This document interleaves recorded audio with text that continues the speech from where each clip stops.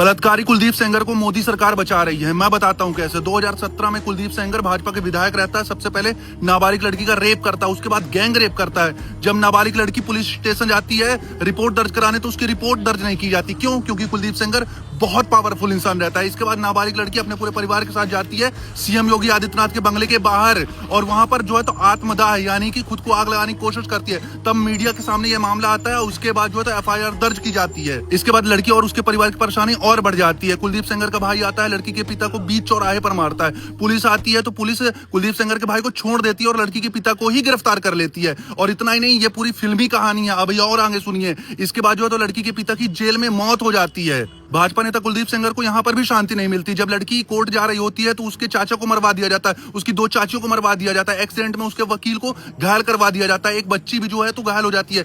खुद जो है तो पीड़िता जो है तो वेंटिलेटर पर आ जाती है। लेकिन पीड़ित लड़की को अभी भी न्याय नहीं मिलता। वो खून की आंसू रोती है। इसके बाद वो सुप्रीम कोर्ट जाती है। सुप्रीम कोर्ट के हस्तक्षेप के बाद जो है ट्रायल कोर्ट कुलदीप सेंगर को जो है तो उम्र कैद की सजा देता है और उसके जेल भेज देता है। लड़की को जैसे ही कानून पर भरोसा होता है तो दिल्ली हाईकोर्ट की एंट्री होती है। दिल्ली हाईकोर्ट कुलदीप सेंगर की उम्र कैद की सजा माफ कर देता है और उसे जमानत दे देता है। इसके बाद लड़की अपने परिवार के साथ इंडिया गेट पर धरना देने लगती है तो पुलिस आती है और पुलिस जो है तो लड़की को ही जबरदस्ती उठाकर जो है तो बाहर फेंक देती है, उसे बंधक बना लेती है। सोचिए हमारे देश की हालत ये है, जहां पर एक लड़की जिसका रेप हुआ है वो बार बार कहती है कि मेरा रेप हुआ है और उसको जो है तो दोषी को जमानत मत दो, उसको मत छोड़ो क्योंकि मेरे परिवार को मार चुका है, मुझे भी मार देगा।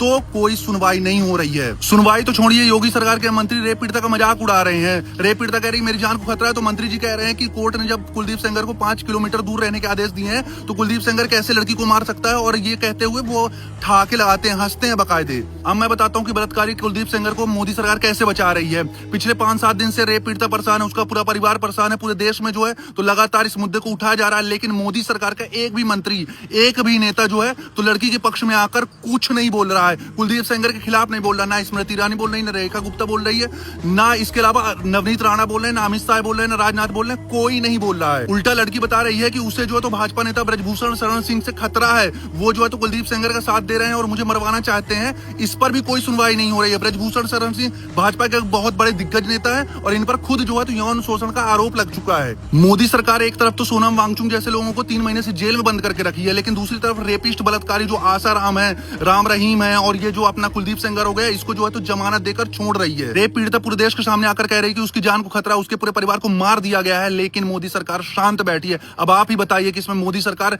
बलात्कारी कुलदीप सेंगर को बचा रही है या फिर नहीं बचा रही।